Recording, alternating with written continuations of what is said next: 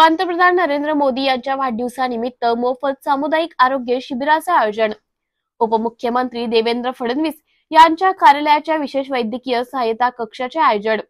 17 September ते 17 October या कालावधीत राज्यभर मोदी सेवा महिनाभर राबवण्यात येणार आहे. वैद्यकीय मदत कक्षामार्फत राज्यभर मोफत सामुदायिक आरोग्य शिबिराचे आयोजन करणार आहेत. सामुदायिक आरोग्य शिबिरामध्ये सुमारे 1500 रुग्णालयांचा समावेश असणार आहे. झोपडपट्टी वाड्या वस्त्यांवर 25,000हून अधिक शिबिराचे आयोजन करणार आहे. सुमारे 40 लाख नागरिकांच्या आरोग्य तपासणीचे ध्येय त्यांनी मांडले आहे. सकाळी 8:30 ते दुपारी 12:30 या वेळेत शिबिराचे आयोजन करणार आहेत. अधिकाधिक नागरिकांनी लाभ घेण्याचे उपमुख्यमंत्री देवेंद्र फडणवीस यांनी आवाहन केले आहे. शिबिरामध्ये रुग्ण तपासणी सोबतच 59 प्रकारच्या रक्त चाचण्या, ECG यासारख्या तपासण्या केल्या जाणार आहेत. रोगाचे निदान झाल्यास रुग्णावर शासनाच्या आरोग्य विषयक योजनांच्या माध्यमातून उपचार केले जाणार आहे. वैद्यकीय शिक्षण, सार्वजनिक आरोग्य, नगर विकास, ग्रामविकास विभाग, धर्मादाय आयुक्त कार्यालय, महाराष्ट्र आरोग्य विज्ञान विद्यापीठ, निरामय सेवा फाउंडेशन, धर्मादाय रुग्णालय, धर्मादाय संस्था, मेडिकल असोसिएशन, शासकीय वैद्यकीय महाविद्यालयाचे व लोकसहभागातून हे आरोग्य शिबिरे पार पडणार आहेत. नमस्कार.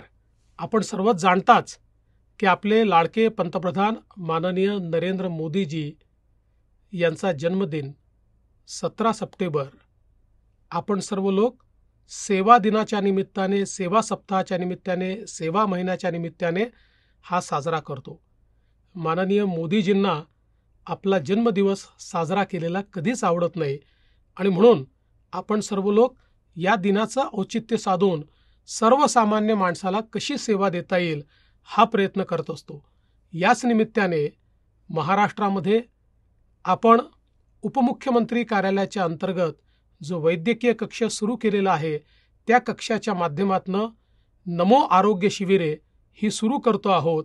समाजातल्या वंचितांना आरोग्य मिळावं, त्यांच्या तपासण्या व्हाव्या, त्यांना आवश्यक ती औषधी मिळावी याकरता हा उपक्रम आपण हातामध्ये घेतलेला आहे. राज्यस्तरीय विशेष वैद्यकीय मदत कक्षाच्या माध्यमातून राज्यभर आयोजित करण्यात येत असलेल्या सामुदायिक आरोग्य शिबिरांमध्ये सुमारे 1500 रुग्णालयांचा समावेश असणार आहे. त्याचबरोबर वैद्यकीय शिक्षण, सार्वजनिक आरोग्य, नगरविकास, ग्रामविकास, धर्मादाय आयुक्त कार्यालय, महाराष्ट्र आरोग्य विज्ञान विद्यापीठ, निरामय सेवा फाउंडेशन, धर्मादाय रुग्णालय, धर्मादाय संस्था, मेडिकल असोसिएशन, शासकीय वैद्यकीय महाविद्यालय आणि लोकसहभागातून ही आरोग्य शिबिरे होणार आहेत. आरोग्य सेवेपासून वंचित असलेल्या दलित वस्त्या, भटक्या जमातीच्या वस्त्या, जनजाती क्षेत्र, झोपडपट्ट्यांमध्ये वाड्या वस्त्यांवर 25,000हून अधिक अशी शिबिरे होणार आहेत. सुमारे 40 लाख नागरिकांच्या आरोग्य तपासण्या करण्याचे उद्दिष्ट निर्धारित केले असून या आरोग्य शिबिरांच्या माध्यमातून मोठ्या प्रमाणावर आरोग्याबाबत जनजागृती करण्यात येणार आहे. 1 सप्टेंबर ते 31 ऑक्टोबर 2024 दरम्यान ही शिबिरे होणार असून अधिकाधिक संख्येने नागरिकांनी याचा लाभ घ्यावा असे आवाहन मी या निमित्ताने करतो. खुश खबर. डेन नेटवर्कचा HD पॅकेज धमाका. सिल्वर ॲड ऑन पॅकेजसाठी 20 रुपयात 20 HD channels. Gold add on पॅकेजसाठी 30 रुपयात 30 HD चॅनल्स. या योजनेचा लाभ घेण्यासाठी आजच आपल्या डेन केबल ऑपरेटरशी संपर्क साधा. ही योजना फक्त HD सेटअप बॉक्सवरच उपलब्ध असेल. मुंबईत महायुतीच्या जास्तीत जास्त जागा निवडून येतील असे श्रीकांत शिंदे म्हणाले. शिवडी, भायखळा, वरळी, विक्रोळी, भांडूप या 5 विधानसभेमध्ये निवडणुका बैठकी होणार आहेत. त्यापैकी 2 ठिकाणी बैठकी झाल्या आहेत. या बैठकीमध्ये प्रत्येक कार्यकर्त्यांशी, पदाधिकाऱ्यांशी बोलून लोकांच्या समस्या जाणून घेण्याचा प्रयत्न करीत आहेत. असे बरेच विषय अशा पद्धतीने मार्गी लागतील याकरिता या जनसंवाद यात्रेतून सुरुवात झाली आहे. रमाबाई नगर जो SRA अनेक वर्षापासून प्रलंबित असलेला प्रकल्प देखील सरकारच्या माध्यमातून पूर्ण करण्यात येणार आहे. जो मुंबईकर मुंबईच्या बाहेर गेला त्याला परत मुंबईमध्ये आणण्यासाठी हा उपक्रम मुख्यमंत्र्यांनी सुरू केलाय. त्याला यश देखील मिळालंय. आज रमाबाई नगर मधील हजारो कुटुंबियांना त्यांच्या हक्काचं घर मिळणार आहे. म्हाडाच्या इमारतीच्या दुरुस्तीचा विषय क्लस्टरचा विषय आहे. क्लस्टर योजना ही मुंबईमध्ये मोठ्या प्रमाणात राबवली पाहिजे अशी नागरिकांची मागणी आहे। तसंच संघटनात्मक ताकद कशी आहे, कशा प्रकारे काम सुरू आहे या सगळ्यांचा आढावा घेण्यात आलाय। जसं लोकसभेला खरा शिवसेनेच्या मागे लोक उभी राहिली त्याचप्रमाणे आता देखील होईल। आज मुंबईत घरांचा मोठा प्रश्न आहे आणि लोकांना घरापासून वंचित ठेवण्याचं काम गेल्या अनेक वर्षापासून सत्ताधाऱ्यांनी केले आहे। लोकसभेवेळी काय गैरसमज पसरवला गेला हे सर्वांना माहिती आहे। मुंबईत महायुतीच्या जास्तीत जास्त जागा निवडून येतील असं श्रीकांत शिंदे म्हणाले। विशेषतः आपण जर बघितलं तर अशा ठिकाणी आज तुमच्या बैठका होती, ज्या ठिकाणी तुमचे पूर्वीचे सहकारी आमदार होते, आता शिवसेना उद्धव बाळासाहेब ठाकरे पक्षामध्ये आहेत आणि सगळ्यात महत्त्वाचं आजच्या ह्याच्यात शिवडी, विक्रोळी आणि वरळी हे तीनही मतदारसंघ तुमच्या दृष्टीने किती महत्त्वाचे आहेत? आज तुम्ही जर पाहिलं की शिवडी आहे, भायखळा आहे, वरळी आहे, विक्रोळी, भांडूप या 5 विधानसभेमध्ये बैठका होणार। 2 विधानसभेमध्ये बैठका झाल्या। काल मालाड वेस्ट, मागाठाणे, त्याचबरोबर जोगेश्वरी, दिंडोशी आणि अंधेरी पूर्व या विधानसभेवरती बैठका झाल्या आणि प्रत्येक कार्यकर्त्याशी इथे बोलणं होतं। तिकडच्या काय समस्या आहेत, त्या विधानसभेच्या लोकांच्या काय समस्या आहेत। आज जर आपण पाहिलं की मुंबईमध्ये सगळ्यात जास्त प्रश्न आहे रिडेव्हलपमेंटचा, SRAचा, म्हाडाच्या इमारतींचा, सेसच्या इमारतींचा। तर हे सगळे विषय कशा प्रकारे मार्गी लागतील आणि त्याला सुरुवात देखील झालेली आहे। रमाबाई नगर जो सगळ्यात मोठा SRAचा विषय होता, गेले अनेक वर्ष प्रकल्प प्रलंबित होता, त्याला सरकारने माननीय मुख्यमंत्री असतील, उपमुख्यमंत्री महोदय असतील, SRA आणि MMRD यांनी एकत्रित येऊन त्या सगळ्या घरांची जबाबदारी घेतली। लोकांना भाडं देखील दिलं 6 महिन्याचं आणि त्याचबरोबर लोकांना आपल्या हक्काचं घर जे गेले अनेक वर्ष प्रलंबित होतं, हे घरं देण्याचं काम देखील येणाऱ्या काही वर्षात हे MMRDच्या माध्यमाने म्हणजे सरकारच्या माध्यमाने, जोपर्यंत आतापर्यंत तर सगळ्या काही गोष्टी ज्या होत्या बिल्डरवरती डिपेंडेंट होत्या, बिल्डरला बाजूला करून सरकार स्वतःनी जी रिस्पॉन्सिबिलिटी घेतली, म्हणजे जो मराठी माणूस, जो मुंबईकर घर सोडून मुंबईच्या बाहेर गेला, त्याला परत मुंबईमध्ये आणण्यासाठी हा उपक्रम मान्य मुख्यमंत्री महोदयांनी सुरू केला आणि त्याला यश देखील आलं। आज रमाबाई नगरमधील हजारो कुटुंबांना त्यांचं हक्काचं घर मिळणार आहे। तसाच प्रॉब्लेम जो आहे हा वरळी असेल, शिवडी असेल, भायखळा असेल, हा सगळ्या वेगवेगळ्या ठिकाणी आहे। इथे म्हाडाच्या इमारती ज्या आहेत त्यांचा रिपेअरिंगचा विषय आहे, त्याचबरोबर इथे SRAचा विषय जे गेले अनेक वर्ष प्रलंबित आहेत। क्लस्टरचा विषय आहे, क्लस्टर योजना जी आम्ही ठाण्यापासून सुरुवात केली ती क्लस्टर योजना आज मुंबईमध्ये देखील आणली। आता लोकांची मागणी आहे की क्लस्टर योजना जी आहे मुंबईमध्ये मोठ्या प्रमाणामध्ये राबवली गेली पाहिजे, कारण की घराच्या बदल्यामध्ये घर हे देण्याचं धोरण जे आहे क्लस्टरमध्ये आहे। तर या सगळ्या गोष्टीचा एक इकडे चर्चा होते, त्या चर्चेमधून वेगवेगळे विषय समोर येतात। हे सगळे विषय मान्य मुख्यमंत्री मोदयांपर्यंत आम्ही घेऊन जातो। त्याचबरोबर संघटनात्मक ताकद कशी आहे, कशा प्रकारे इकडे तयारी चालू आहे, योजना असेल, लाडकी बहीण मुख्यमंत्री माझी लाडकी बहीण योजना, ही योजना लोकांपर्यंत पोहोचते का, त्याच्यामध्ये काय प्रॉब्लेम्स आहेत का, पुढच्या 8 दिवसामध्ये अजून किती आपण लाभार्थी बनवू शकतो, या सगळ्यांवरती सविस्तर आढावा चर्चा या बैठकींच्या माध्यमाने होते। ग्रासरूटला पोहोचता येते, ग्रासरूटचे काय समस्या आहेत, साध्या शिवसैनिकांशी बोलता येतं, पदाधिकाऱ्यांशी बोलता येतं। सर तुम्ही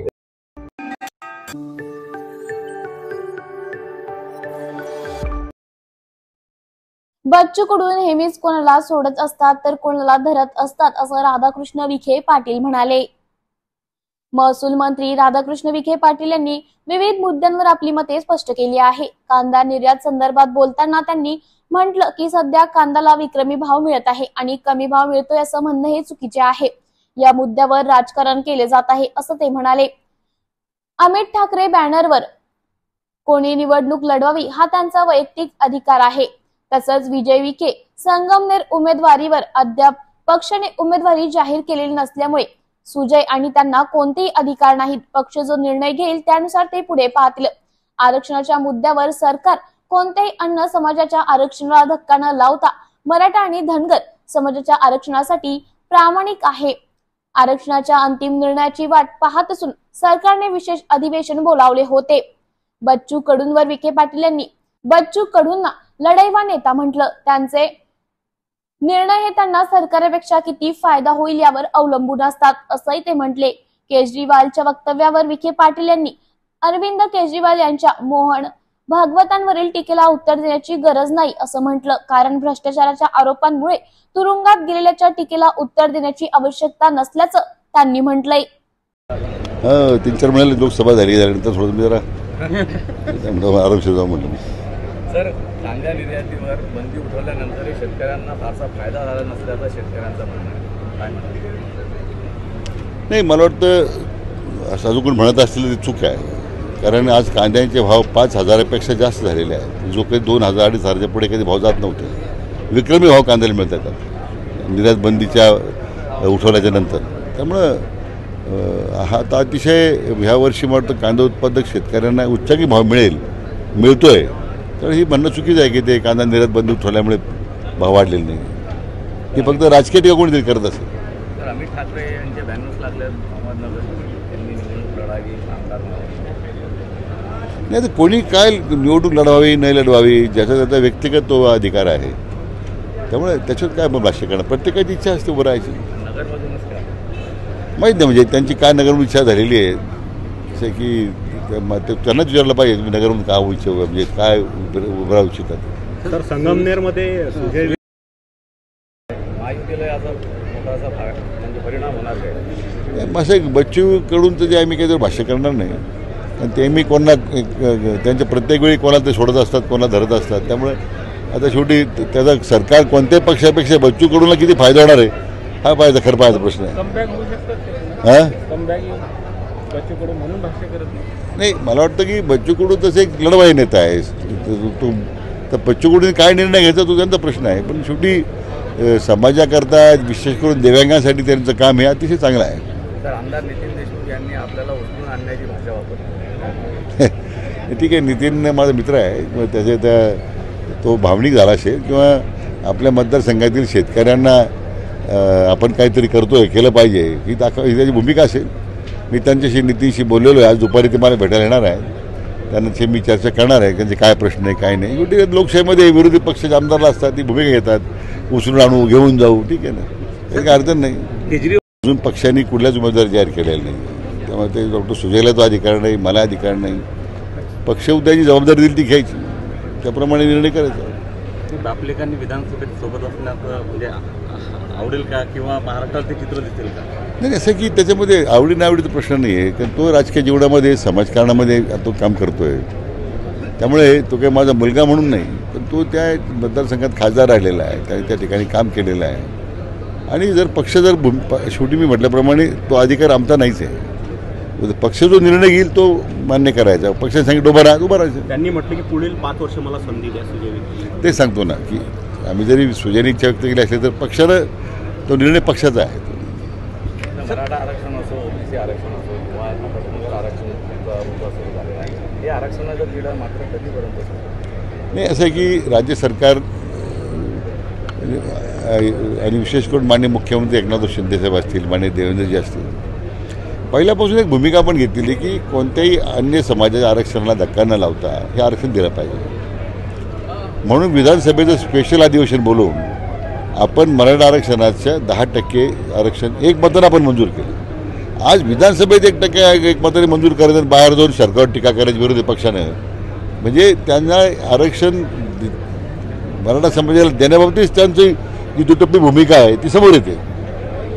त्यामुळे आरक्षण दिलेलं आहे. मान्य सर्वोच्च न्यायालयात आपली केस पेंडिंग आहे. तो निर्णय झाला तर आरक्षणाचा मार्ग मोकळा होईल. धनगर समाजाला आरक्षण देण्यासंदर्भात ते सरकार पूर्ण बांधील आहे. आरक्षण मिळेपर्यंत सगळ्या आमच्या धनगर समाजा बांधवांना सगळ्या प्रकारच्या सवलती आपण ज्या STच्या ते लागू केलेल्या आहेत. त्यामुळं त्यांना त्याचा फायदा आज मिळतो आहे.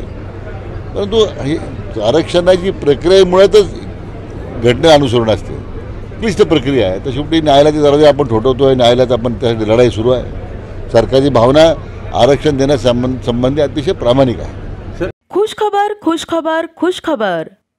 डेन नेटवर्कचा HD पॅकेज धमाका. सिल्वर ॲड ऑन पॅकेजसाठी 20 रुपयात 20 HD channels. Gold add on पॅकेजसाठी 30 रुपयात 30 HD चॅनल्स. या योजनेचा लाभ घेण्यासाठी आजच आपल्या डेन केबल ऑपरेटरशी संपर्क साधा. ही योजना फक्त HD सेटअप बॉक्सवरच उपलब्ध असेल. भर पावसात मराठा आंदोलकांनी उपमुख्यमंत्री अजित पवार यांना दिले निवेदन. उपमुख्यमंत्री अजितदादा यांना निवेदन देण्यासाठी मोहोळमध्ये मराठा बांधव वैराग फाटा येथे जमले. थोड्याच वेळात अजित पवारांचा तोफा मोहोळहून अनगरकडे होणार रवाना. वैराग फाट्यावर पोलिसांचा तगडा बंदोबस्त तैनात करण्यात आला आहे. भर पावसात मराठा आंदोलक यांनी अजित पवारांना निवेदन दिले. अजित पवार यांनी भर पावसात आंदोलकांचे निवेदन स्वीकारले आहे.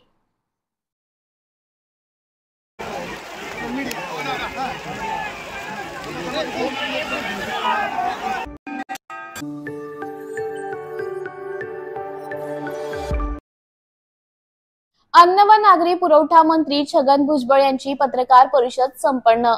अन्न व नागरी पुरवठा मंत्री छगन भुजबळ यांनी विविध विषयांवर आपली मते व्यक्त केली आहे. विधानसभा निवडणुकीच्या तारखांवर बोलताना त्यांनी म्हटलं की निवडणूक आयोग निवडणुकांची वेळ निश्चित करतो आणि मधल्या काळात राष्ट्रपती राजवट लागू असल्यामुळे विधानसभा कालावधी पूर्ण झाल्यानंतरच निवडणुका होऊ शकतात. मुख्यमंत्री बॅनरवर बोलताना ते म्हणाले. सुप्रिया सुळे यांच्या मुख्यमंत्री पदाच्या संभाव्यतेविषयी विचारले असता भुजबळ यांनी त्या मुद्द्यावर शरद पवार यांच्या प्रतिक्रिया अपेक्षित केल्या आहे. ओबीसी आरक्षणाच्या संदर्भात न्यायालयात प्रश्न प्रलंबित असल्याचं निवडणुका घेता येत नसल्याचं त्यांनी म्हटलंय. तसंच अमोल कोल्हे आणि खडसे यांच्यावर विधानावर जनताच निर्णय घेईल असंही त्यांनी सांगितलं. तर खडसे यांचे सातत्याने बदलणारे विचार आणि विधानांवर ते काहीच बोलू शकत नसल्याचं म्हटलंय. बरोबर आहे, मी पण ते वर्तमानपत्रात वाचलं आहे काय, आणि तो गुन्हा दाखल झाला. तर ज्या अर्थी गुन्हा दाखल झाला त्या अर्थी कोणी कंप्लेंट करायला गेलं तो गुन्ह्यामध्ये थोडाफार तरी सत्य आहे की नाही हे शोधतात. तर पोलिसांनी ते शोधलं असेल थोडंफार सत्य आहे की नाही, नंतरच गुन्हा जो आहे दाखल होतो. तर त्याने तो केला असेल. आता असं नाही की तो गुन्हा साधारणपणे असा याचा आहे की त्याच्यामध्ये छापलेलं पण आहे विधान परिषद सदस्य आणि खाली सही केलेली आहे नरेंद्र दराडे यांनी. त्याच्यामध्ये सुद्धा ते पत्रक मला पण मिळालं. त्याच्यामध्ये सुद्धा त्यांनी विधान परिषद सदस्य असं म्हटलेलं आहे. आता त्यांचं विधान परिषद सदस्य काही महिन्यापूर्वी संपलेलं आहे. त्याने माझे लिहिलं असतं तर काही बिघडलं नसतं, वरती पण माझी छापलं तर बिघडलं, पण त्याने ते नाही केलं. त्याचबरोबर हा जो एम्ब्लेम कोणी वापरायचा त्याचा एक कायदा आहे, राष्ट्रीय कायदा आहे, आणि त्या कायद्या अन्वये त्याच्यात त्यांनी म्हटलेलं आहे का राष्ट्रपती असते, मंत्री असे, आमदार असतील, खासदार असेल, असे जे किंवा आय एस मधले अधिकारी असतील, इतर काय लोक असतात, असे वेगवेगळे त्यांनी ते कायदे दिलेले आहे बरेचसे आहेत. त्याच्यामध्ये कुठे माझे आमदार, माझे खासदार वगैरे असं ते नाही. आणि असा एम्ब्लेम जर वापरला तर त्याला 6 महिन्यापासून 2 वर्षापर्यंत सजा आहे, असा कायदा आहे. परत त्या जागेवर नसताना एखादा समजा पोलीस ऑफिसर रिटायर्ड झाला आहे, इन्स्पेक्टर, तो रिटायर्ड झाला आणि तो उद्या गावात गेला, मी पोलीस ऑफिसर आहे काय, हे अमुक कर ते तमुक कर, तर त्याला तो या पोलीस ऑफिसर म्हणून अटक होते आणि मग त्याला त्याच्यावर दुसरी केस लागू होते. तसं ह्या पोस्टवर सुद्धा आमदार नसलेल्या पोस्टवर मी आमदार आहे असं पोस्ट करणं, असं सूचित करणं, दाखवणं हा त्या प्रकारचा गुन्हा आहे. आता जे लोक 6-6 वर्ष आमदार राहिले त्यांना हे कायदे माहीत नाहीत असं म्हणणं तर ते फार चुकीचं ठरेल. त्यांना ते कायदे माहिती असायला पाहिजे आणि तरीसुद्धा त्यांनी ते केलं. तर ते अर्थातच ते नको ते उद्योग करायला गेले. शिवसृष्टीच्या बाबतीत खर्च किती झाला आणि हे केलं, एवढी मोठी शिवसृष्टी उभी राहते आहे. 100 राजस्थानचे लोक काम करत आहेत, 6 महिने काम करत आहेत. अगोदर त्यांनी तिकडे कटिंग केलं सगळे ते पत्थर वगैरे, इकडचे 100 लोक एवढं चांगलं काम करत. बरं आजचं नाही काम, हे काम गेली 3-4 वर्षापासून सुरू आहे. त्याचे परमिशन्स घेणं, सुप्रमा घेणं, आमचं घेणं, काय जे काय असेल काय ते काय, आणि मग त्याला प्लान करणं, तयार करणं, हे आजचं काम आहे. तुम्ही पाहिलंच किती दिवसाचं काम आहे. मग तिथं येऊन काही ना काहीतरी कुणीतरी काहीतरी बडबडतं, काही माहीत नसताना त्याच्यात एक शहाणा म्हणतो फेविकॉलने कानाला चिटकवलं. आता एवढा मोठा दगड, त्याचं वजन आहे पण 8-10 किलोचं एक वजन असेल त्या कडाडीचं, तो दगडाने कसं मग त्याने त्यांना सांगितलं याला एक केमिकल्स असतात आतून खिळे लावलेले असतात आणि 100 वर्ष टिकेल आजार आहे. पण ठीक आहे ना, तुम्ही केलं नाही, आम्ही करतो आहे, तर निदान शिवछत्रपतीच्या बाबतीमध्ये तरी तुम्ही असल्या राजकीय खेळ खेळू नका ना, सहकार्य करा. उलट आम्ही तुम्हाला मान सन्मानाने सगळ्यांना बोलवतो कार्यक्रमाला, या तिथे. का त्याच्यामध्ये आणखी हे असंच कसं आणि ते तसंच कसं, आणि ते पत्र त्यांनी लिहिलं. आता त्याच्यामध्ये सुद्धा असं आहे की जर समजा तुम्ही RTI खाली केलं, राईट टू काय ते इन्फॉर्मेशन किंवा काय असेल ते RTIमध्ये, तर एक व्हाय. पण ते RTI पण कधी लागू होतो? काम पूर्ण झाल्यानंतर, फाईल कंप्लीट झाल्यानंतर त्या फाईलमध्ये काय, फाईल जेव्हा चालू आहे, खर्च होतो आहे, काम सुरू आहे, त्यामुळे RTI पण लागू होतं. हे असे जे कायदे आहेत ना, अर्थात हे सगळ्यांना काही समजणं आणि इथे लोकांना फक्त आमदार झाले म्हणून समजतं असं काही नाही. पण मग जरा थोडंसं समजदार माणसाकडून ते समजून घ्यायला पाहिजे आणि नको ते गोष्टी करू नये. आता मला असं कळलं की आपल्या मतदारसंघामध्ये कोणीतरी गपचूप निनावी काहीतरी पत्रक छापलं आहे आणि ते पत्रक वाटण्याचा सुद्धा प्रयत्न काही पोरांकडून झाला आणि मग ते पत्रक काय ते पोरांनी ते पळून गेले काहीतरी, असं मी आत्ताच ऐकलं 2-4 वाक्य. हे असले धंदे बंद करा. निवडणूक मर्दासारखी तुम्ही पण लढा, मी पण लढतो आहे. जे सत्य असेल ते बाहेर येईल. काय खोटे आरोप करू नका. तुम्ही जर हे करत राहिला तर माझ्याकडे सुद्धा खूप जमलेलं आहे. मी सुद्धा कोणाला सोडणार नाही. मी आतापर्यंत कुणालाही विरोधी पक्षात माझ्यावर जे लढलेत ते किंवा मला सोडून गेले त्यांच्याबद्दलसुद्धा मी कधी वाईट भावना ठेवली नाही. परत या, काम करा. नाही काम करायचं तर लांबून काम करा.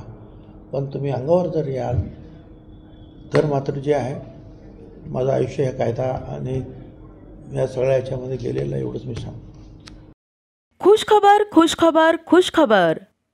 डेन नेटवर्कचा HD पॅकेज धमाका. सिल्वर ॲड ऑन पॅकेजसाठी 20 रुपयात 20 HD चॅनल्स.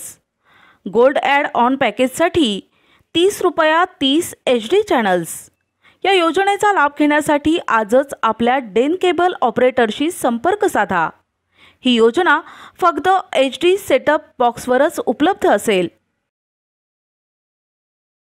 नितेश राणे गद्दारांचे शिरोमणी झाले आहेत अशी टीका अंबादास दानवे यांनी केली आहे. विरोधी पक्षनेते अंबादास दानवे यांनी नितेश राणे यांच्यावर टीका करताना त्यांना गद्दारीचे शिरोमणी म्हटलं आहे. त्यांना रावसाहेब दानवे यांनी आरक्षणाच्या मुद्द्यावर त्यांच्या भूमिकेवर स्पष्टता देण्याची मागणी केली आहे. दानवे यांनी मराठवाड्यातील राजकीय दौऱ्याबद्दल आणि उद्धव ठाकरे यांच्या नियमित भेटीबद्दल विचार मांडले आहेत. तिसऱ्या आघाडीच्या शक्यतेला त्यांनी फेटाळले असून बच्चू कडू यांच्या वक्तव्यावर टीका केली आहे. बघूयात यावेळी अंबादास दानवे नेमके काय म्हणाले.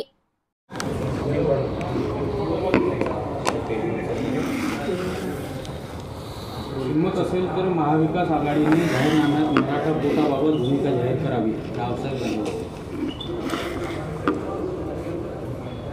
आमची हिंमत बघू नका. आधी तुमचं सरकार आहे राज्यामध्ये, केंद्रामध्ये, तुमच्या भूमिका स्पष्ट करा. तुम्ही एकीकडं OBCंना वेगळं बोलता, मराठ्यांना वेगळं बोलता.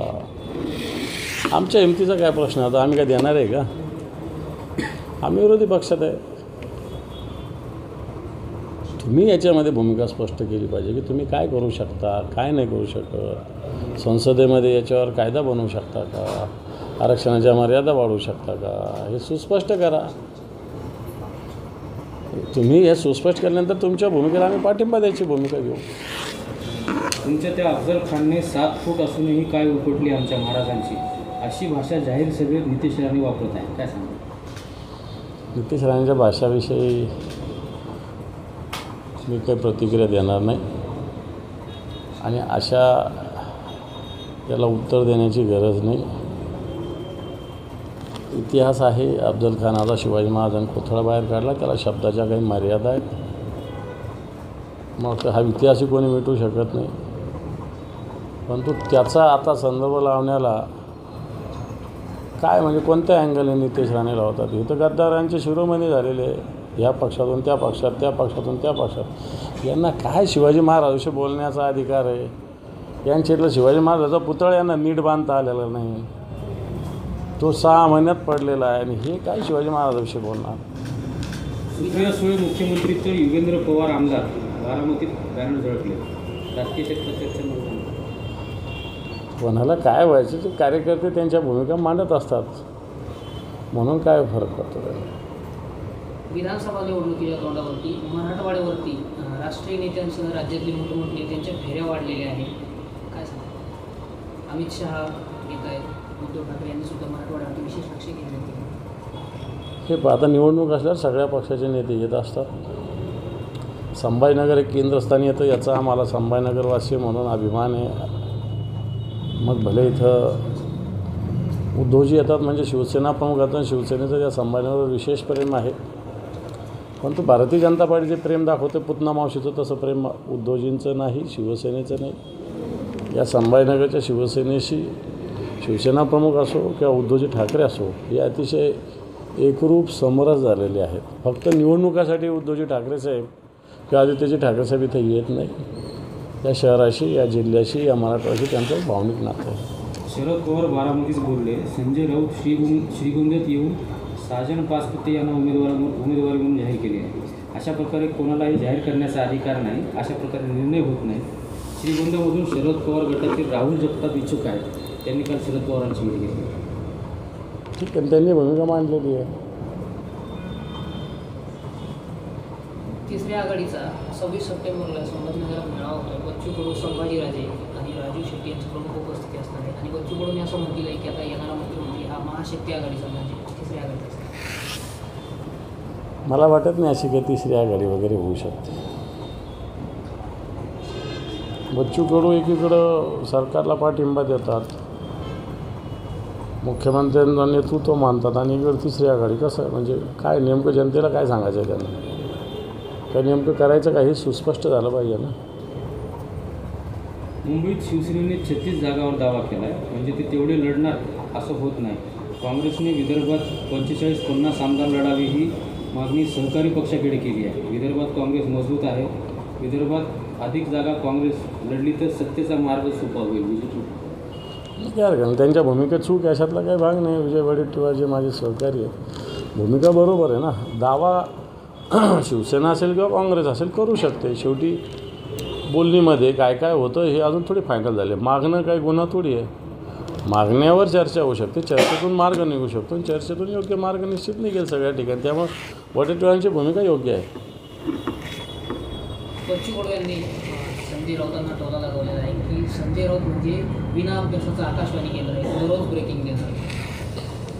विना अभ्यासाचं आकाशवाणी केंद्र असतं तर सकाळी ते बोलल्यानंतर महाराष्ट्र त्यांच्या मागे फिरला नसता. आज सगळ्या पक्षाच्या लोकांना, विरोधकांना त्यांच्यावर टीका करण्याची गरज पडली नसती. त्यांच्यात काहीतरी दम, काहीतरी ताकद, हे सगळं आहेच ना. म्हणूनच त्यांच्याविषयी भूमिका मांडावी लागते ना. कोण मांडत नाही भूमिका? भाजप उठल्या पडल्या त्यांच्याविषयीच बोलतो, आमच्यातले गेले गद्दार उठल्या पडल्या त्यांच्याविषयीच बोलतो, राष्ट्रवादीतून फुटलेले गद्दार लोक त्यांच्याविषयीच बोलतो, आणि आता बच्चूकडे बोलायला लागले. विना अभ्यास असेल तर मला वाटतं अभ्यास करून यांनी काय काय दिवे लावलेले हे पण बघावं. शरद पवार टीका करू नका, आपली ती लायकी नाही. आपली लायकी संजय राऊतांवर टीका करायची आहे, तो आपला माल आहे. गुलाबराव पाटील, हेच उत्तर आहे ना. टीका करायला संजय राऊत लागतात, याच्यातच संजय राऊतांची ताकद सामावलेली आहे. मी शरद पवार गट कधीच सोडला नव्हता.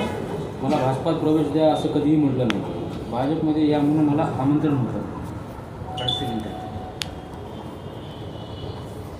खडसेंची भूमिका एक तर सगळ्यांना माहिती आहे की ती भाजपमध्ये जाणार मागच्या काळात चालू होतं. स्थानिक केंद्राने त्यांना हिरवा कंदिली दाखवलेला माझ्या माहितीप्रमाणे, परंतु राज्यातल्या 2 नेत्यांनी त्यांचा प्रवेश अडवलेला आहे, हे सत्य आहे. आणि ज्या अर्थी अडविला त्या अर्थी ते जुन्या पक्षात कायम आहेत. ही भूमिका त्यांनी मांडली, ती काही चुकीची भूमिका नाही, योग्य भूमिका मांडली. राज ठाकरे म्हणतात फवाद खान नावाचा पाकिस्तानी अभिनेत्याचा लिजंड ऑफ मौला जेट नावाचा सिनेमा भारतात प्रदर्शित होणार आहे. महाराष्ट्र नवनिर्माण सेना हा सिनेमा कुठल्याही परिस्थितीत प्रदर्शित होऊ देणार नाही. पाकिस्तानी सिनेमासाठी राज्यात संघर्ष होऊ नये अशी माझी इच्छा आहे आणि सरकार त्याकडे योग्य लक्ष देईल याची मला खात्री आहे. बरोबर आहे ना. एक तर पाकिस्तान, मग या सरकारचं सेन्सॉर बोर्ड काय झोपलेलं आहे का? सरकारचे नेते आता ते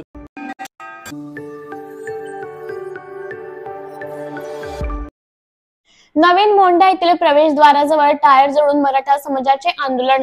जालन्यात रस्त्यावर टायर जाळून मराठा आंदोलकांनी जोरदार घोषणाबाजी केली आहे. शहरातील नवीन मोंढा येथील प्रवेशद्वाराच्या रस्त्यावर मराठा आंदोलकांनी आंदोलन केलं आहे. मनोज जरांगे यांच्या उपोषणाचा 6वा दिवस आहे, मात्र सरकार त्याची दखल घेत नाहीये. जरांगे पाटील यांची तब्येत दिवसेंदिवस खालवत चालली आहे, त्यामुळे मराठा समाज चांगलाच आक्रमक झालाय. मराठा आंदोलकांनी नवीन मोंढा येथील प्रवेशद्वाराजवळ टायर पेटवून सरकारचा निषेध व्यक्त केलाय. संघर्ष योद्धे आदरणीय मनोज जरांगे दादा अंतरवाली सराटीमध्ये उपोषण करत असून आज त्यांची तब्येत अत्यंत नाजूक अशी झालेली आहे.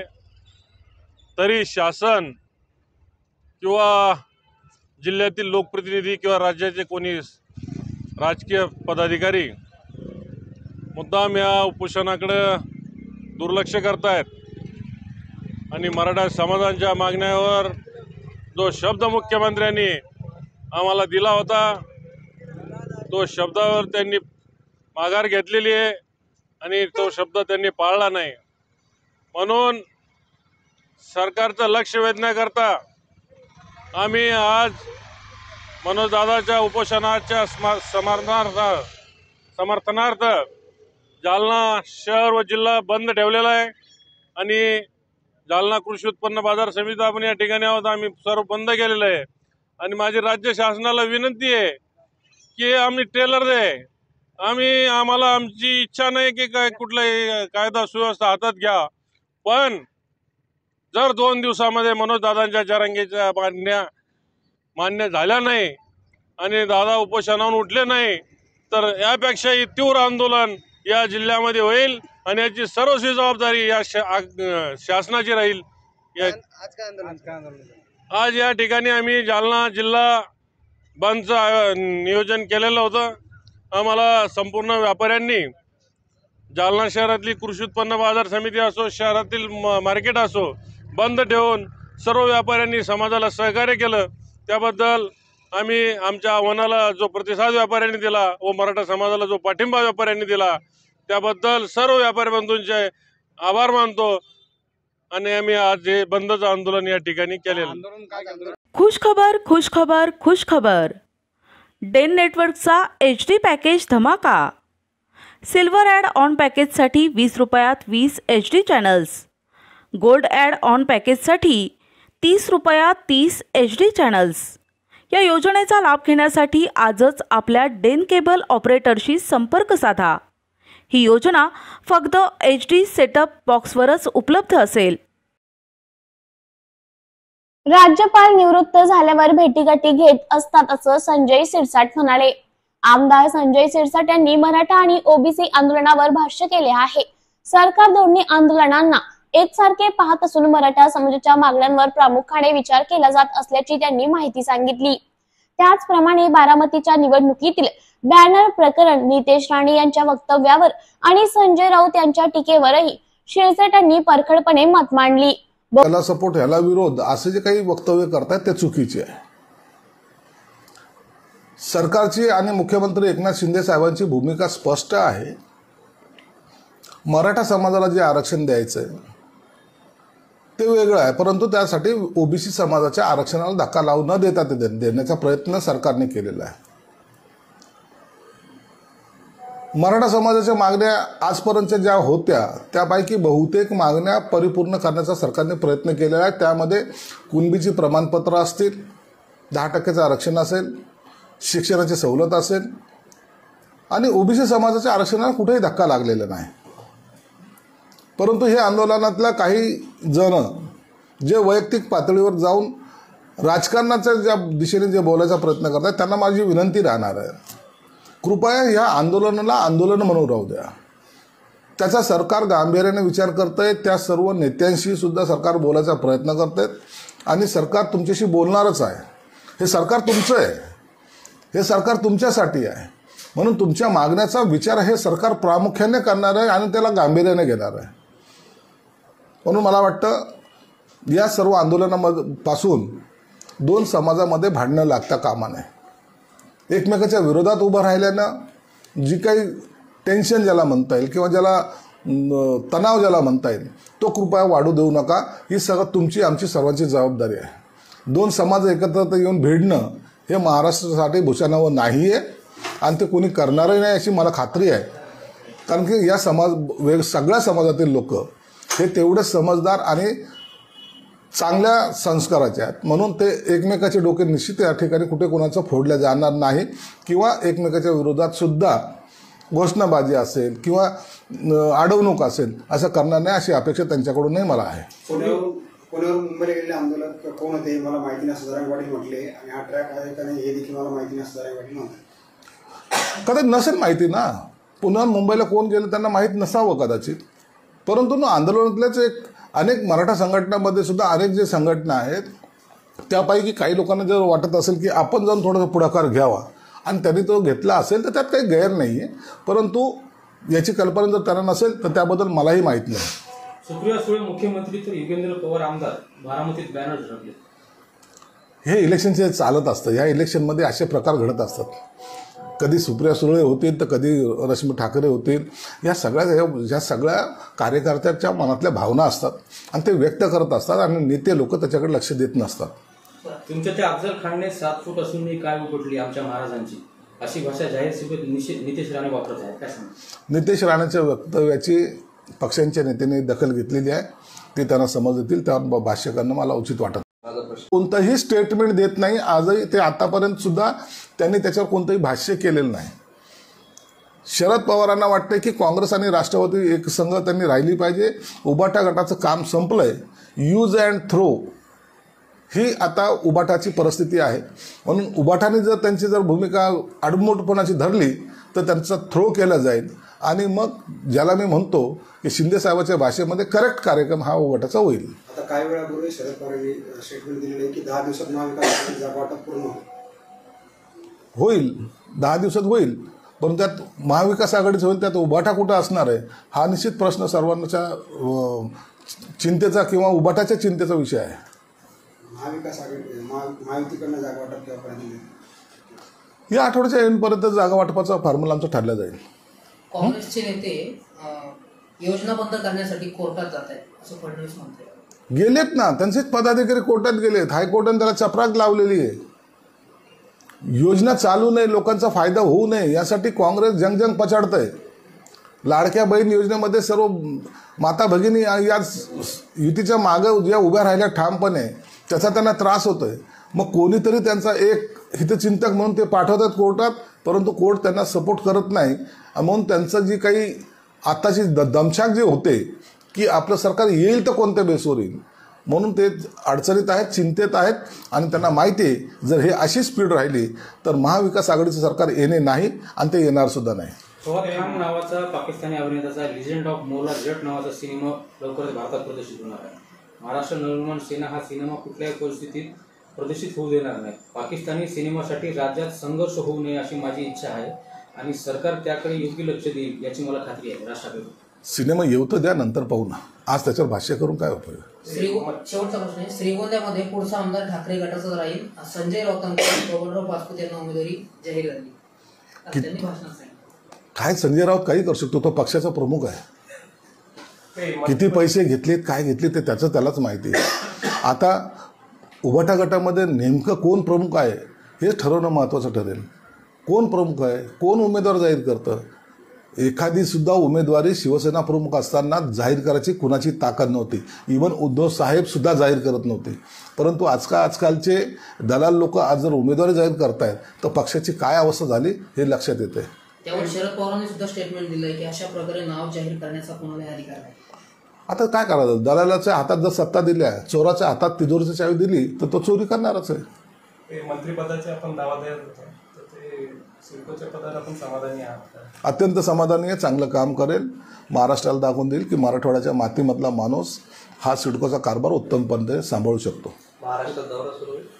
दौरा आता मंगळवारी माझा नवी मुंबई एअरपोर्टला व्हिजिट आहे. आमचा प्रयत्न आहे हे 8-10 दिवसामध्ये एअरफोर्सचं विमान तिथं लँड करण्याचा. वंचित बहुजन आघाडीने विधानसभेच्या उमेदवारांची 11 उमेदवारांची यादी जाहीर केली. वंचित त्यांचं काम त्यांच्या आघाडी ते कोणाबरोबर युती करणार नाही असं प्रकाश आंबेडकरांनी स्पष्ट केलेलं आहे. म्हणून सर्व ठिकाणी त्यांचे उमेदवार ते द्यायचा त्यांचा मानस आहे. मला वाटतं त्यांनी त्यांचं पक्षाचे जे धोरण आहे काय राबवं कसं राबवं हा त्यांचा विषय असल्यामुळं त्यांनी घोषणा केलेली आहे. शेवटचा प्रश्न सर, महायुतीत मुस्लिमांच्या लांगूल चालण्यासाठी दबाव आणत असाल तर चालणार नाही. अजित पवार तटकरेंच्या नितेश राणेवरील वक्तव्यानंतर किरीट सोमय्या यांनी प्रत्युत्तर दिले. नितेश राणेसारखे बेताल वक्तव्य करणाऱ्याचा निषेध करण्याची ताकद राष्ट्रवादीची आहे. विशिष्ट समाजाला डोळ्यासमोर ठेवून टीका करत असाल तर चालणार नाही असं अजित पवार म्हणाले. यावर आता फार वादविवाद झालेला आहे. याची पूर्ण माहिती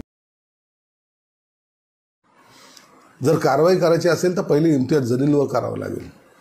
भडकाऊ भाषण त्यांनी केलं त्याचा परिणाम आज त्याला पाहायला मिळालेला आहे. म्हणून इम्तियाज जलीलांनी आता पार्टी सांभाळून त्या पार्टीची ताकद दाखवून सुद्धा जातोय.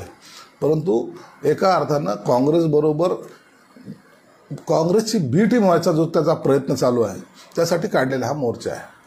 अहिल्यादेवी नगरच्या सहकारी बँकेत 700 पदांची भरती होते. बँकेच्या भरतीत आरक्षण लागू होणार नाही. भरतीची जाहिरातीची प्रत जितेंद्र आव्हाड यांनी ट्विट केली आहे. सहकार विभाग आणि राज्य सरकार काय करत आहे? जितेंद्र आव्हाड यांनी ट्विट केलं. निश्चित याची सरकार दखल घेईल. सरकार असं कोणतेही बँकेची भरती असेल की काही असेल जो क्रायटेरिया त्या क्रायटेरियापर्यंत काम करायला देईल.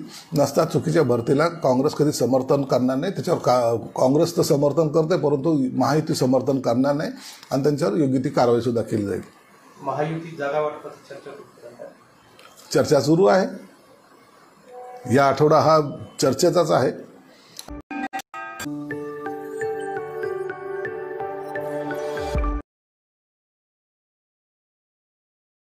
कांदिवलीतील 90 फीट रोडवर भाजप आणि शिवसेना ठाकरे गट आमने सामने. कांदिवलीतील 90 फीट रोडवर भाजप आणि शिवसेना ठाकरे गट समोरासमोर आला होता. कांदिवली लोखंडवाला आणि ठाकूर गावाला जोडणारा महिंद्रा अँड महिंद्रा रोड एका बाजूने खुला करण्यात आला आहे तर दुसरी बाजू बंद असल्याने किमान 20,000 लोक प्रभावित झाले आहे. यापूर्वी आमदार प्रकाश सुर्वे आणि आमदार अतुल भातखळकर यांनी डीपी रोडवर येणारी 300हून अधिक घरे स्थलांतरित करण्याची मागणी केली असता स्थानिकांनी त्यास विरोध केला होता. याबाबत आज भाजप आणि शिवसेना गट ठाकरे गट आमनेसामने आले आहे. कोणतीही हाणामारी होऊ नये म्हणून समतानगर पोलिसांनी चोख बंदोबस्त ठेवला असून दोन्ही बाजूंना वेगवेगळ्या भागात अडथळे उभे करून थांबवण्यात आले आहेत.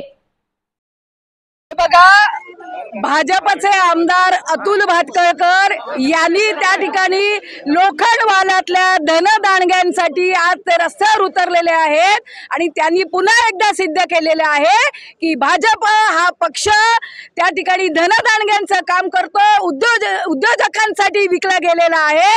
आणि या ठिकाणी जी 350-400 घरं सिंग इस्टेट मधली अफेक्टेड झालेली आहेत, या घरांसाठी कोणी वाली उरलेला नाहीये. त्या ठिकाणी त्यांची लढाई चाललेली आहे ते श्रीपंत धनदांडग्यांच्या गाड्या जाण्यासाठी.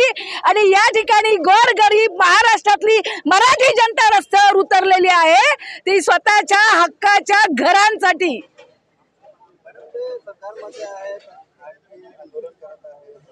अर्थात तुम्ही मारल्यासारखं करा आम्ही रडल्यासारखं करतो हे जे म्हण आहे या ठिकाणी लागू पडते. आम्हाला जी माहिती मिळालेली आहे हे प्रकरण न्याय प्रविष्ट आहे. असं असताना कायदा हातात घेऊन त्या ठिकाणी महेंद्राची भिंत तोडली गेली. बाजूला इल्लीगल पार्किंग सुरू आहे. पोलीस अधिकारी सांगतात आम्ही दररोज त्याला फाईन मारतो. तुमचं काम फाईन मारायचं आहे, फाईन वसुली करायचं आहे की कायदा सुव्यवस्था राखायचं आहे? हाही प्रश्न या ठिकाणी आम्हाला पोलीस प्रशासनाला यांना विचारायचं आहे. आणि ज्या पद्धतीने कायद्याला त्या ठिकाणी वारंवार फाटार मारायचं काम अतुल भातखळकर आणि त्यांचा चमू करतो आहे त्याचा आम्ही विरोध करत आहोत. देखिए अतुल भातखळकर जी भाजपा के की Lokhandwala MHADA 120 feet DP road करता मी वर्षानुवर्ष भांडतोय. ज्या जागेवर आपण उभे आहोत ती जागा महिंद्रा कंपनीची होती. ती त्यावेळेला आम्ही डीपी रोडची असल्यामुळे त्यांच्याकडनं घेतली. शहापूर पालनजीचा ट्रान्झिट कॅम्प त्या ठिकाणी आम्ही डिमॉलिश केला. तो त्या ठिकाणी रस्ता बनवला. पुढच्या भागातला रस्ता बनवण्याचं काम चालू आहे. पण मागाटणे विधानसभेचे आमदार प्रकाश सुर्वे या 120 फीट डीपी रोड करता जाणीवपूर्वक काही ना काही अडचणी निर्माण करण्याचा प्रयत्न करतायत। त्यांनी सुरुवातीला सांगितलं अलाइनमेंट चेंज करा, पण याची अलाइनमेंट चेंज होऊ शकत नाही। हायकोर्टामध्ये लोक गेली आहेत, अलाइनमेंट चेंज झाली नाही। 2034च्या डीपीने सांगितलं की अलाइनमेंट चेंज होऊ शकत नाही।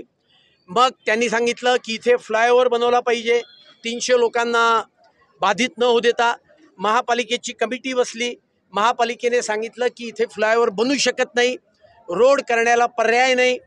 मग मी आता एक व्हाया मीडिया दिलेला आहे की लोकांचं पुनर्वसन याच भागात झालं पाहिजे, ही माझी मागणी आहे। ही मागणी करणारा मी आहे आणि तसा वागणारा मी आहे। हनुमाननगरच्या 55 लोकांना मी त्या ठिकाणी हायवेलाच त्या ठिकाणी घरं मिळवून दिलेली आहेत।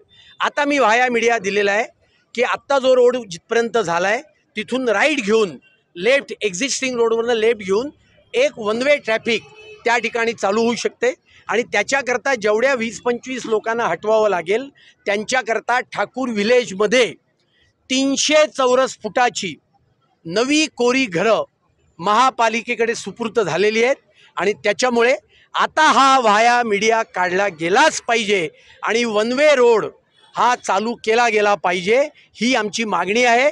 आणि त्या मागणीकरता आम्ही आज या ठिकाणी धरणं प्रदर्शन करण्याकरता बसलो होतो। आमची ही मागणी मान्य झाली नाही तर येणाऱ्या काळामध्ये याच्यापेक्षा मोठा संघर्ष आम्ही करू, हे मी आपल्या माध्यमातून आज महापालिका प्रशासन आणि सगळ्यांना सांगतोय। माझ्या दृष्टीने हे अत्यंत फेअर प्रपोजल आहे, विन विन प्रपोजल आहे, ते त्यांनी मान्य करावं अशी माझी या निमित्ताने त्यांना पुन्हा एकदा सगळ्यांना विनंती आहे। ऐसा है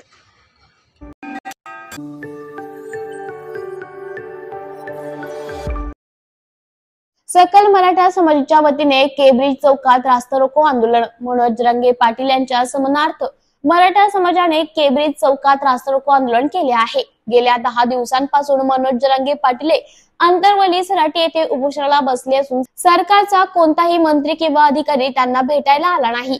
सरकारने तात्काळ मराठा समाजाचा आरक्षणाचा प्रश्न मार्गी लावण्याची मागणी यावेळी करण्यात आली आहे।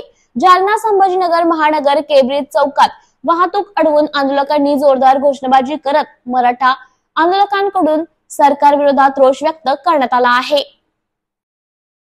सरकारला काय इशारा आहे? गेल्या 13 महिन्यापासून आमचे संघर्ष योद्धा मनोज जरांगे पाटील अतिशय शांततेमध्ये आणि लोकशाही मार्गाने अंतरवली सराटीमध्ये आमरण उपोषण करत आहेत, मराठ्यांना ओबीसीतून आरक्षण मिळावं म्हणून।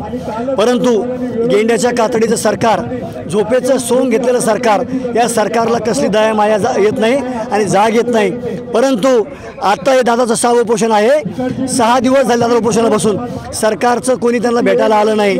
त्यांना पाठिंबा म्हणून आज सकल मराठा समाज छत्रपती संभाजीनगरच्या वतीने जिजाऊ चौक, केम्ब्रिज चौक या ठिकाणी सर्व समाज बांधवाच्या वतीने भव्य रास्ता रोको आम्ही आंदोलन केलं। आज रास्ता रोको करतोय, उद्या चक्का जाम करू आणि त्याच्यानंतर जिल्हा बंद करू। जिल्हा बंद करून होत असेल तर आम्ही राज्यबंदची हाक देऊ आणि सुविधा जर तुम्ही दिलं नाही तर आम्हाला रस्त्यावर याच्यापेक्षा तीव्र आंदोलन करायला भाग पाडू नका। लोकसभेत मराठ्यांनी ताकद दाखवून दिली, आता विधानसभेत तुम्हाला पळता थोडी होईल, तुम्ही मराठ्यांना हलक्यात घेऊ नका। मराठ्यांनी एकत्र येऊन मतदानाच्या स्वरूपात आम्ही ताकद दाखवून दिलेली आहे। विधानसभेच्या अगोदर तुम्ही जर आरक्षण जाहीर केलं नाही तर तुम्हाला घरी बसावं लागेल, तुमचं डिपॉझिटसुद्धा जप्त झाल्याशिवाय राहणार नाही। आणि आम्ही सर्व राज्यातील अखंड मराठा समाज, सकल मराठा समाज संघर्ष योद्धा मनोज जरांगे पाटील यांच्या पाठीशी कालही होता, आजही आहे आणि उद्याही राहणार।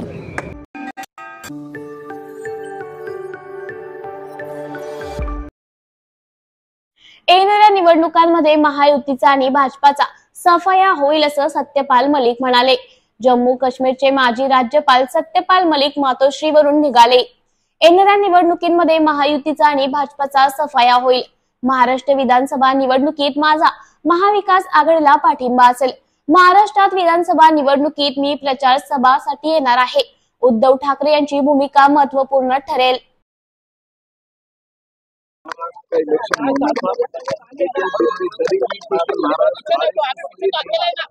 अब देश से भी होगा तो इनको हराइए, मेहनत से लड़िए, एक के मुकाबले एक उम्मीदवार खड़ा करिए। विधानसभा को लेके, महाराष्ट्र की विधानसभा को लेके कुछ बातचीत हुई?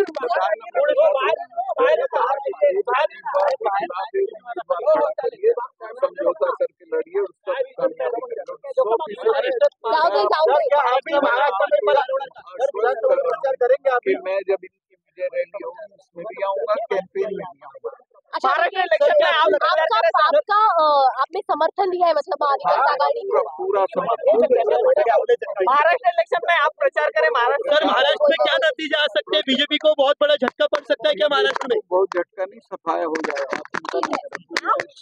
और उद्धव जी की भूमिका कितनी अहम रहेगी ऐसा आपको लगता है? सबसे महत्वपूर्ण भूमिका सबसे उद्धव जी की भूमिका अहम रहेगी क्या इस सफाया करने में? सबसे महत्वपूर्ण रहेगी।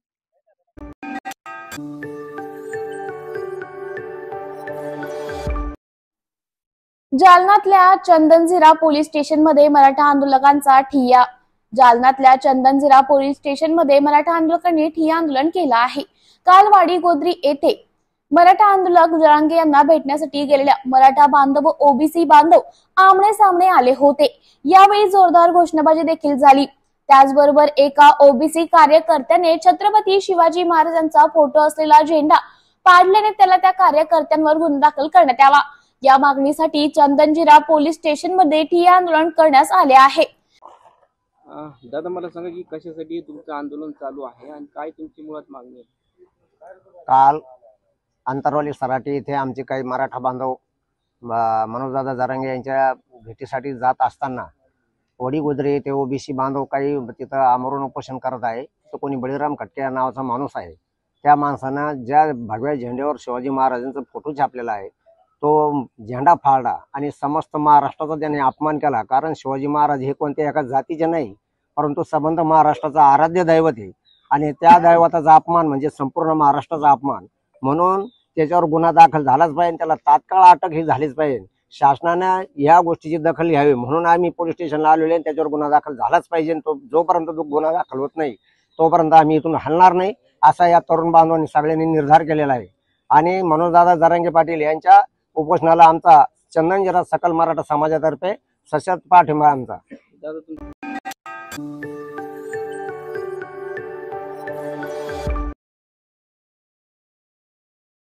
एक कर्तृत्ववान अभ्यासू महिला दिल्लीची मुख्यमंत्री होते ही अभिमानाची गोष्ट आहे असं शरद पवार म्हणाले. शरद पवार महाविकास आघाडी जागा वाटपावर बोलताना म्हणाले, हित चिंतक येत असतात आणि लोकशाहीची पद्धत आहे. निर्णय घेण्याच्या प्रक्रियेमध्ये केवळ एका ठिकाणी निर्णय बघून घेण्याच्या ऐवजी विविध सहकाऱ्यांची मते लक्षात घेऊन सगळ्यांचा अभ्यास करून महत्वाचा आहे. राष्ट्रवादी काँग्रेस पक्षाच्या वतीने जे इच्छुक आहे त्यांचा अभ्यास चालू आहे. पक्षाचे अध्यक्ष जयंत पाटील यांची काही वरिष्ठ नेत्यांची टीम आहे. ते याबाबत योग्य निर्णय घेतील. ही निवडणूक आणि एक पक्ष एकत्रित येऊन लढणार आहेत. राष्ट्रवादी, शिवसेना आणि काँग्रेस हे एकत्रित लढणार आहेत. 3 पक्ष एकत्रित लढणार म्हणजे यात कोणतीही एक जागा असेल ती जागा कोण लढवणार याबाबत चाचपणी सुरू आहे. लवकरच 3 पक्ष जागा वाटपाबाबत प्रतिक्रिया संपेल. आम्ही लवकरच 3 पक्षाच्या एकत्रित बैठक घेणार आहोत आणि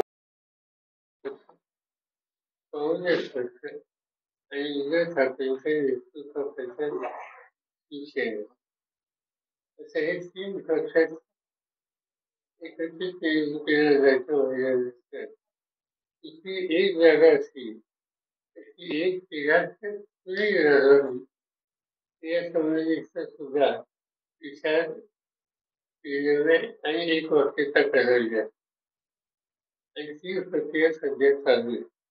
गेले 3 दिवस मुंबईला 3 पक्षाची मोठी व्यवस्था आहे आणि जागांचं वाटप ही प्रक्रिया ते संपवत आहे.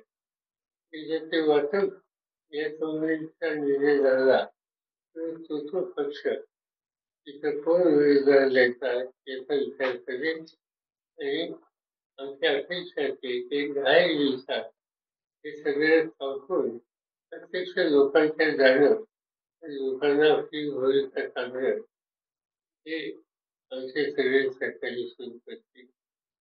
महाराष्ट्रात साधारणतः वातावरण आहे ते अनुकूल 10 वर्षाच्या पूर्वी ज्या निवडणुका विधानसभेच्या झाल्या त्यावेळेला 5 वर्षापूर्वी काँग्रेसचा एक खासदार निवडून झाला, राष्ट्रवादीचे 4 झाले.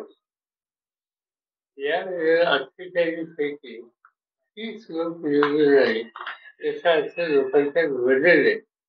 लोक परिवर्तनाला उत्सुक आहे आणि सत्ताधारी भाजप आणि त्यांचे सरकारी पक्ष यांना बाजूला करण्याच्या मनस्थितीत आहे. एक आशादायक चित्र आहे, कमी लावलं. चिन्ह सोबत राष्ट्रवादी निर्णय होणार नसेल तरी घड्याळ चिन्ह भोटवा अशी विनंती शरद पवार गटाने केलेली आहे. साहेब, वन नेशन वन इलेक्शन संदर्भात आपली भूमिका काय? त्याच्यात 2 वर्षात आणि इंडिया आघाडी मिळवणे एकत्र बसवा. एकत्रित बैठक घेणार आहोत आणि त्या एकत्रित बैठकीमध्ये आम्ही एका विषयावर याच्यात भूमिका घेणार आहोत. अजून ती बैठक आमची झाली नाही या अर्ध्या दिवसात. त्याच्यापूर्वी माझ्यासारख्यांनी मत व्यक्त करणे योग्य आहे. बाकी त्यांच्या मताचा अंदाज आम्हाला लोकांना घ्यावा लागेल. केंद्रीय निवडणूक आयोगाचा राज्यांचा दौरा करणार आहे. विधानसभा निवडणुकीच्या पार्श्वभूमीवर हा दौरा होणार आहे. 27 आणि 28 सप्टेंबरला हा केंद्रीय निवडणूक आयोगाचा दौरा होणार आहे. केंद्रीय आयोग, निवडणूक आयोग इथे एकंदरीत स्थिती काय याची पाहणी करते. एक संधी राजकीय पक्षांना सुद्धा असते, त्यांना काही सूचना, काही त्यांच्याकडे भूमिका मांडली. आता गेली 2 करण्याच्या ते स्वतः तर राज्यामध्ये आले, जिथे निवडणूक आहे तिथे सुसंवाद साधायला सोपं होतं आणि निवडणूक आयोगाचा हा दृष्टिकोन त्यातून स्वागत करतो. साहेब, दिल्लीच्या मुख्यमंत्री आतिशी झालेल्या 3ऱ्या महिला मुख्य दिल्लीला मिळालेला आहे. कसं बघता या सगळ्या? तसा इथे केजरीवाल अतिशय उत्तम काम करत होतं आणि त्यांची टीम विचारली. तसा त्यांना एका विशिष्ट स्थितीमध्ये कॉर्नर केलं गेलं, मुख्यमंत्र्यांना तुरुंगात टाकले गेले केले, तसंच त्यांच्या विरुद्ध खोट्या केसेस केल्या गेल्या. त्यामुळे शेवटी एखादी व्यक्ती सुद्धा कधीतरी दुसऱ्या विचारांना जाऊ शकते आणि त्यांनी सांगितलं आणि त्यांनी राजीनामा दिला. आता त्यानंतर कोण यायचं त्यासाठी त्यांच्या पक्षाचा अंतर्गत हा विषय होता. पण त्यांनी ज्यांची निवड केली त्यांचं काम आम्ही दिल्लीमध्ये पाहतो. एक अतिशय कर्तृत्वान, अभ्यासू, विचारवंत अशा प्रकारची महिला आज दिल्लीचे मुख्यमंत्री होते ही अतिशय चांगली गोष्ट. याच्या आधी 2 मुलींनी दिल्लीचं नेतृत्व केलं आणि या दिल्लीच्या प्रशासनाचा एक दर्जा उंचवला. ही परंपरा या मुलींनी सातत्यातून करतील याचा मला विश्वास आहे आणि आम्हाला लोकांच्या शुभेच्छा त्यांना आहे. महाराष्ट्रामध्ये पाऊस चांगल्या प्रकारे झालाय, परंतु अजूनही काही ठिकाणी अतिवृष्टी झाली, काही शेतकऱ्यांचं नुकसान होताना दिसतंय. असं की नुकसान काही ठिकाणी झाल्याच्या तक्रारी राज्य सरकारने काही धोरणं जाहीर करतो म्हणून सांगितले, काही धोरणं जाहीर केली. पण शेवटी शेतकऱ्यांच्या पर्यंत ज्याचं नुकसान झालं त्याला काय पोचलं हा महत्वाचा भाग आहे आणि फार मोठा वर्ग असा आहे की ज्याच्यापर्यंत काही पोचलेली नाही आणि त्याविरुद्ध अस्वस्थ आहे. आम्ही थोडे जे सांगू मुख्यमंत्र्यांना भेटून त्याच्या दुरुस्ती करता येतील का याबद्दलचा आग्रह करू आणि आशा आहे की असं काहीतरी दुरुस्ती. आरक्षणाचा मुद्दा तापलेला आहे, त्यातून मार्ग काही निघत नाही. आरक्षण धनगर आरक्षण असेल, मराठा आरक्षण असेल, तणाव निर्माण व्हायला लागले आणि आमने सामने कार्यकर्ते त्याच्यामध्ये सामंजस्याने असे फरक शोधायला शकतात. तणाव वाढायचं काही कारण नाही. शेवटी आपण सगळे जात धर्म काही असेल तर भारतीय महाराष्ट्राचे याचं काम आपल्या सगळ्यांच्या मध्ये सामंजस्य कसं करता येईल या संबंधीची भूमिका या क्षेत्रात या विषयात जे नेतृत्व करतात त्यांनी घेतली पाहिजे आणि राज्य सरकारने सुद्धा अशा प्रकरणात